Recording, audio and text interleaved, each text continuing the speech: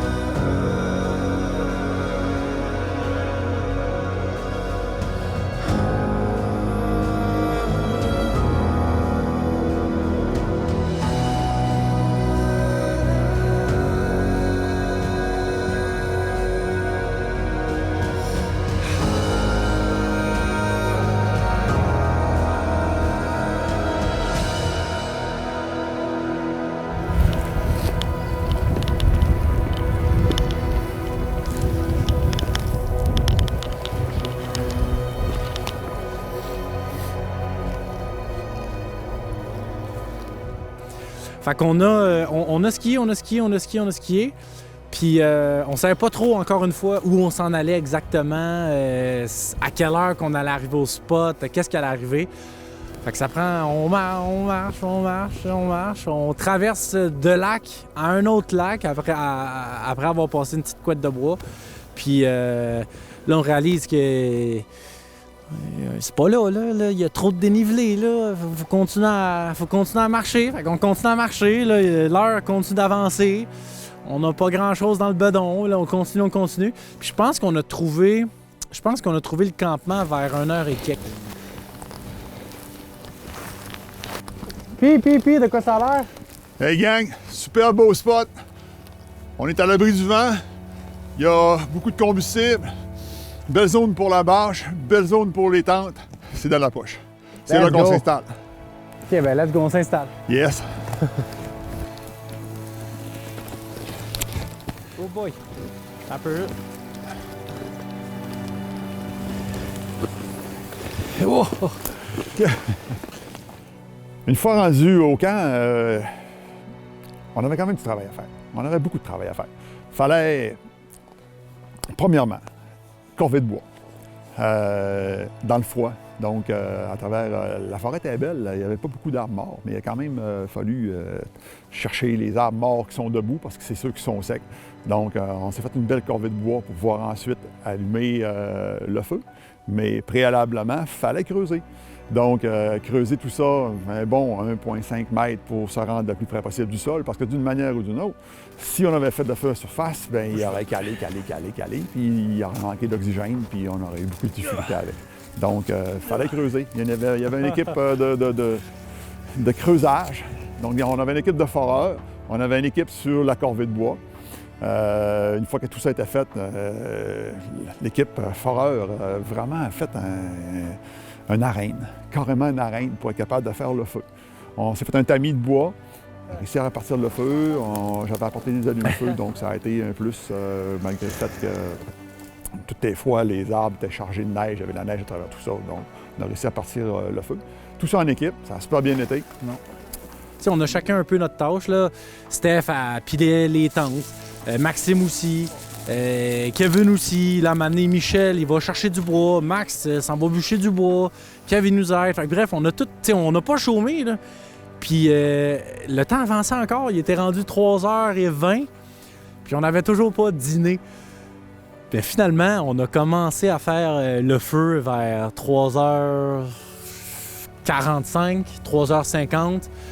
On a coupé les baguettes en deux. Puis là, on a commencé à chauffer ça. Mais au même moment qu'on commence à chauffer ça, la neige arrive.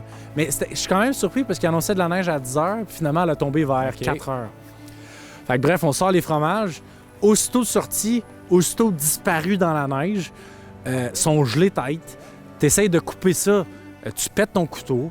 Tu essaies de faire chauffer les baguettes. Pendant que pendant qu'il y a une partie de la baguette qui touche au feu, l'autre partie bourrée de neige. Fait que c'était assez cocasse d'essayer de se faire, de se faire à bouffer là-dedans. Mais c'est ça qui est le fun aussi en camping d'hiver. Okay. T'es dans ton salon à la maison, tu dis « Ah, il est pas bon le pain. » Ou « Ah, là, il est gelé, je vais manger ça un autre jour. » Là, c'était comme « Non. Là, on est là, on a faim, on n'est pas dans des bonnes conditions, puis c'est ça qui est ça, c'est ça qu'on mange dans ces conditions-là. Puis that's it. Puis ça nous remplit de bonheur, même si selon nos standards de la vie normale, ça n'a aucun rapport de manger esprit du pain d'un côté grillé, de l'autre côté mouillé et qui est glacé, avec du fromage puis de la terrine blanche comme neige puis dure comme de la roche. Mais c'était délicieux parce qu'on était en camping d'hiver puis qu'on se mettait dans cet état d'âme-là, dans cet état d'esprit-là. Fais-tu réchauffer un peu le même ou le pain est pas mal ready? Il était prêt. OK, fait que check bien ce qu'on va faire. Mais regarde, moi, je pense ce petit bout-là. OK, ben complet, là. Tu veux... C'est un fromage au pain que tu m'as servi. Un fromage au pain, ouais. Hey boy! Ça, c'est... Ça, là, c'est du 5 étoiles de camping d'hiver. Il y a à peu près... Qu'on pogne avec les gants, ah ouais, demain. Il y a à peu près 800 calories, là, ce que tu es en train de manger là. Donc, c'était vraiment bon. On a pu s'alimenter pour continuer après ça de monter et finaliser notre camp. Mettre les matelas de sol, dérouler les sacs de couchage, etc. Puis tomber dans nos habits de soirée. Oh, des vrais de vrais fous. Ça, c'est super.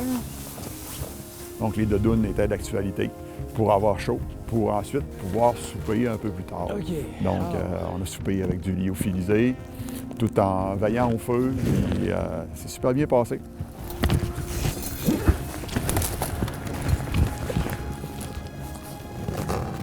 Mais je vais refroidir. Ça rafraîchit. Quoi? Ça rafraîchit. Ouais, ça rafraîchit.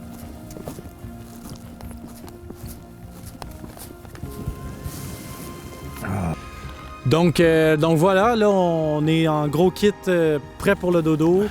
On a pris un petit apéro. La neige a continué à tomber en capoté, là, mais on n'a pas toffé longtemps.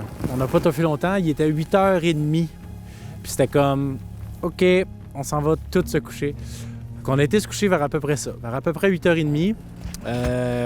Fait que moi, je me suis mis... Michel et moi, on s'est mis sous la bâche, puis il m'a coaché un peu sur quoi faire, quoi ne pas faire sous la bâche, puis des petits trucs. Puis ça a vraiment bien été parce que j'ai super bien dormi. Au petit matin, ben là, c'est là qu'on s'est rendu compte qu'il faisait moins 28. Ouais, moins 28, ça dort bien, là. Mais quand on se réveille, là, c'est qu'on sort de notre cocon là, de chaleur, là, du confort absolu là, pour embarquer dans des bottes froides. C'est la zone qui est plus raide pas mal. Là. Fait qu'on s'est réveillés, puis là, je pense qu'on était tous sur la même longueur d'onde. Il fait fret en matin, on pack, on défait, on roule, on plie, on pack les traîneaux, puis on s'en va. On a pacté les traîneaux, les 5 traîneaux, puis on est revenu sur nos pas, puis c'était tellement beau parce que c'est magique parce que la nature a plusieurs pouvoirs différents. Puis un des pouvoirs qui me fait le plus de bien à moi, c'est que ça a un pouvoir phénoménal sur le fait de connecter les gens ensemble. Puis tu sais, quand on était en camping d'hiver, on est là, on est nous 6, on est dans 30 mètres carrés, il n'y a rien alentour de nous, puis on est là, on est ensemble, puis on connecte pour de vrai. Puis moi, c'est un des trucs qui me fait vraiment triper en aventure, en nature, puis en plein air.